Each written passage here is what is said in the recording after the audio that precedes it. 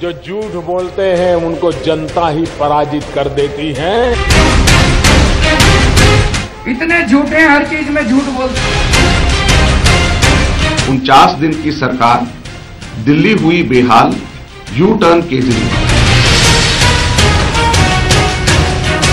हमारे साथ बने हुए हैं मनोज तिवारी। मनोज जी, जिस तरह से झारखंड में आपने धुआंधार प्रचार किया, बारी दिल्ली की है। दिल्ली की राजनीति बड़ी टेढ़ी मेढ़ी सी है, क्या सोचते हैं आप? हम लोग उसको सीधी कर लेंगे। असल में जिन लोगों ने दिल्ली की राजनीति को टेढ़ी मेढ़ी बनाया है, उन्हीं के चरित्र का पर्दाफाश करना है, उनके बारे में दिल्ली को बताना है। दिल्ली की दुर्दशा का कारण कौन है? हम ये नहीं कहते कि बीजेपी का कोई सदस्य उसमें शामिल नहीं होगा। हम आपको ये भी साफ साफ बता दें, हो सकता है मेरी पार्टी के भी कुछ लोगों से गलतियां हुई हों, लेकिन जो दिल्ली की वर्तमान दुर्दशा है, जो हम साल भर के अंदर दोबारा चुनाव में जा रहे हैं, इसका कारण कौन है? इसके कारण सीधे सीधे अरविंद केजरीवाल जी हैं, आम आदमी पार्टी है। वो बोर्ड पे लिखते हैं कि हम ये काम करेंगे फिर से। अरे फिर से? ये फिर से क्यों आया साल भर के अंदर?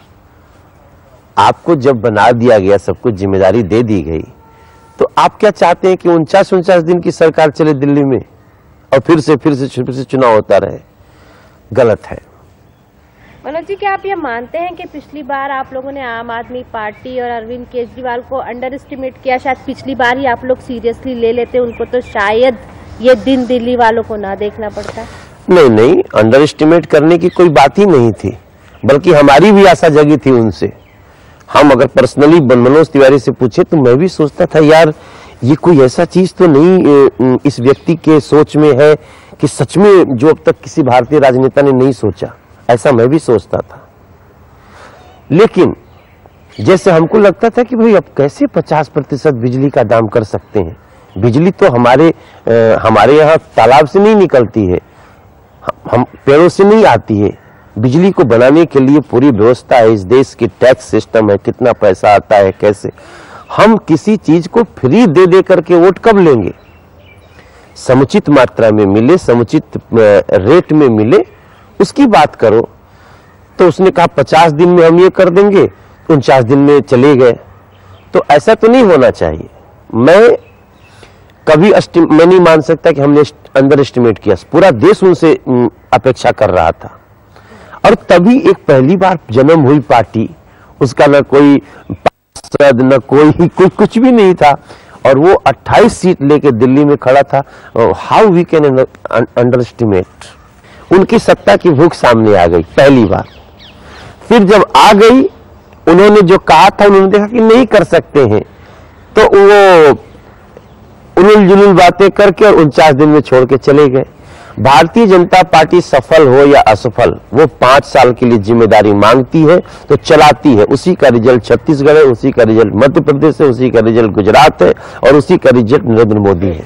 इतनी बड़ी बड़ी बातें मनोज जी, मैं समझ सकती हूँ, जनता को कैसे समझाएंगे आप?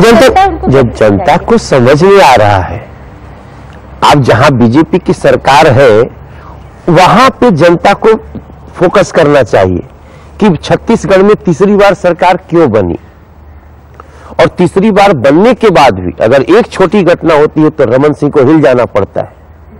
हमारे यहाँ कुछ घटनाएं हुई ना, जो आपदाएं आई, कभी आतंकवादी घटना हो गई। अब इन घटनाओं में सरकार को, घटनाएं होने के बाद सरकार अपनी जितनी जहां जहां लूप होल्स होगी उसको और भी ठीक करेगी। लेकिन हम ये नहीं कह सकते कि हम 5 साल में हमने परफॉर्म नहीं किया। हम किए या नहीं किए 5 साल के बाद कहेंगे। फिर अगर 10 साल सरकार चलती है तो इसका मतलब परफॉर्मेंस हुआ, 15 साल चलती है तो मतलब परफॉर्मेंस हुआ। ये जनता को क्यों नहीं समझ में आएगा? मनोज जी, क्या आप ये मानते हैं कि जो बाकी देश है उससे और जो दिल्ली है वो उसकी जो राजनीति है काफी अलग है? बाकी देश से आप तुलना नहीं कर सकते दिल्ली की, क्योंकि अगर आप छत्तीसगढ़ की बात करें, मध्य प्रदेश की बात करें, वहाँ पे रिसोर्सेज हैं, दूसरे खनिज पदार्थ हैं। दिल्ली के पास ऐसा कुछ नहीं है। दिल्ली के पास सिर्फ आपका काम है जो आपको जिता सकता है। दिल्ली के पास तो सब कुछ है। दिल्ली के पास, दिल्ली में तो सारी सरकारें रहती हैं, केंद्र की सरकार रहती है, दिल्ली तो और भी आसान है।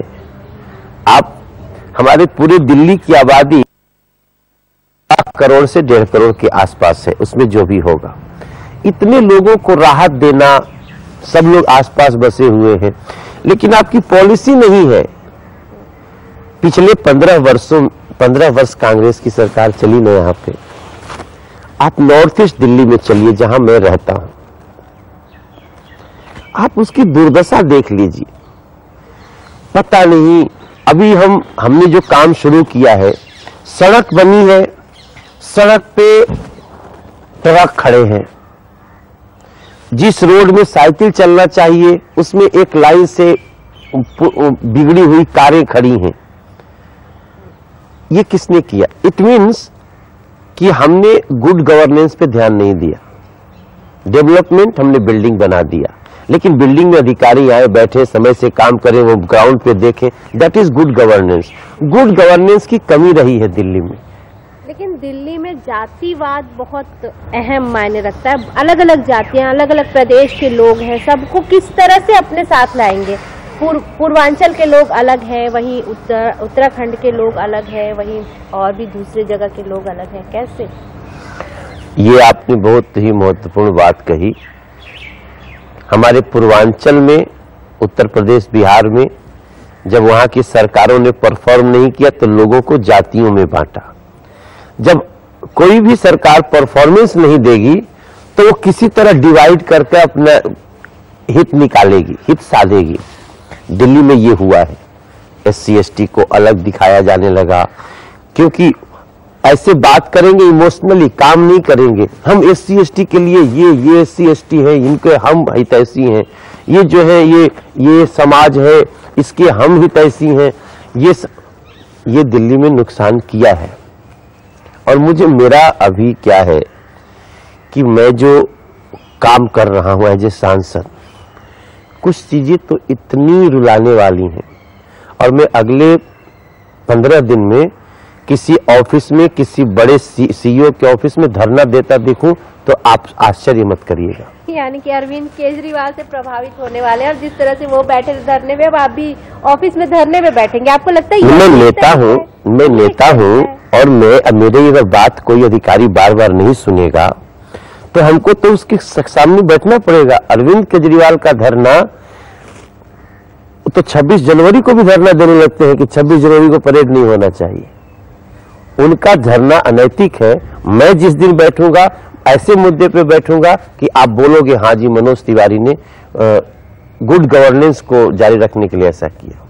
मनोज जी, हम अभी आगे भी बात करेंगे, दिल्ली की राजनीति के बारे में आगे बात करेंगे, और मनोज तिवारी की क्या क्या योजनाएं हैं दिल्ली को लेकर, उसके बारे में बात करेंगे। लेकिन